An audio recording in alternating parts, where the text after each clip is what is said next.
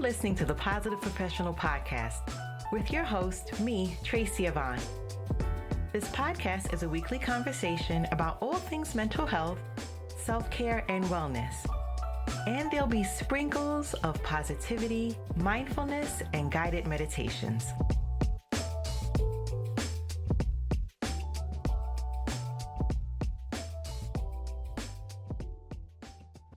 Welcome back to Season 5, Episode 30. So today's Monday, November 4th. In today's episode, I'm going to discuss something that's very important, and that's election stress and its impact on mental health. I'm going to go over what election stress is and give some examples on how it manifests, and most importantly, tips on how to protect your peace on Election Day. And again, as a reminder, please exercise your right to vote. So what is election stress? Well, it's a heightened state of emotional and mental strain that many individuals experience during the political election season. This is influenced by exposure to intense news cycles, divisive political discussions, and the general uncertainty that can surround election outcomes. For some, this stress is due to concerns about the future, policies that impact personal lives, or simply the overwhelming amount of information and opinions circulating constantly. So here are some examples of election stress. Example 1. Consider the experience of individuals who feel directly impacted by certain policies or political platforms, such as healthcare, education, or economic stability. This personal state can amplify feelings of worry or fear. Example 2.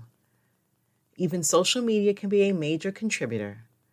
Many find themselves scrolling through a feed filled with debates, arguments, and sometimes misinformation. This constant exposure can lead to feelings of frustration and hopelessness. And example number 3. Another common experience is the physical tension that comes with hearing political ads or discussions, even if they're just background noise. We're wired to react to these conversations, so this prolonged exposure can leave us feeling exhausted. Now, there are impacts of election stress on mental health. The first is anxiety. The sense of uncertainty during the election season can lead to increased anxiety, and we're in a constant state of what if. That keeps us mentally on edge. For those already struggling with feelings of depression, election season can be triggering, especially if they feel that their values or needs aren't being represented. With the constant exposure to election news, people might feel hypervigilant and unable to disconnect, and often experiencing sleep disruptions due to racing thoughts or stress dreams.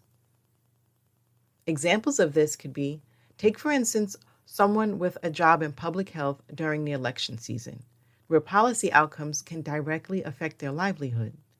They may feel an added layer of stress and worry about the potential changes that could disrupt their field.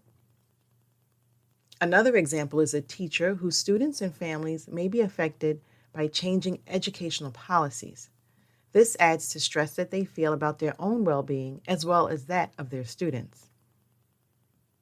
And finally, let's consider social changes. If you've ever been at a family dinner gathering with friends where political topics come up unexpectedly, you know how stressful these situations can be. The emotional toll of these discussions is real and adds to our cumulative election stress. And I'm going to share more in the next segment.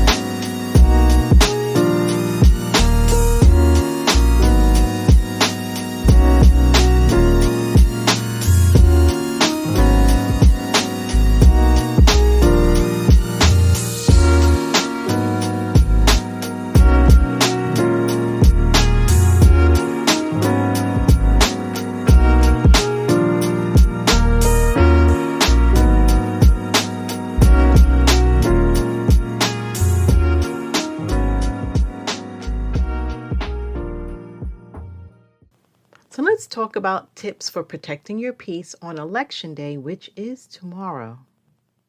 The first is to limit news intake. Staying informed is important, but try setting specific time to check the news. Aim for once or twice a day check, and stick to reputable sources. Overconsumption of news can heighten stress and make you feel overwhelmed. Next is to set boundaries for political conversations.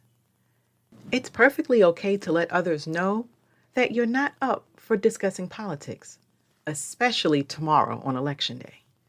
You can say something like this: I appreciate your passion, but I'm taking a break from political talk today. Remember, boundaries are essential. Next is to engage in calming activities. And whether you're just reading, listening to music, or spending time with loved ones, these activities can redirect your mind and provide a sense of peace. Next, create a self-care kit.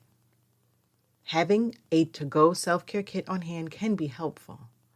Consider including comforting items like a journal to write down your thoughts, a playlist for your favorite songs, or calming tea. This small kit can remind you to prioritize your mental well-being throughout the day. For me, I carry mala beads and a small crocheting kit wherever I go. Next is to practice mindfulness and breathing exercises. This can help to keep you grounded in the present moment.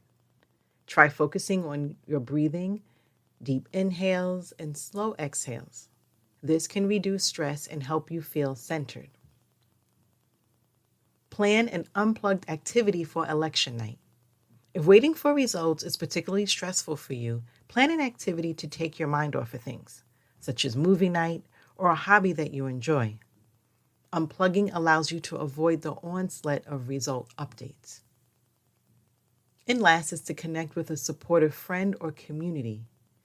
Consider talking to someone who shares similar values or simply understands your feelings. A text message, a call, or a meetup can be a comforting reminder that you're not alone. Election stress is a common experience, and it's okay to acknowledge it without judgment. By taking proactive steps to protect your peace, you're prioritizing your mental health in a meaningful way. Remember, your peace is within your control. On Election Day, stay grounded, stay present, and keep your mental health at the forefront of everything you do.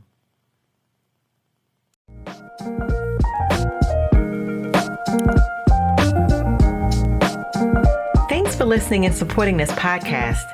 And make sure you're clicking the like and subscribe button.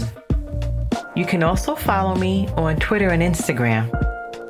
Stay safe, be well, and don't forget to be the best version of you.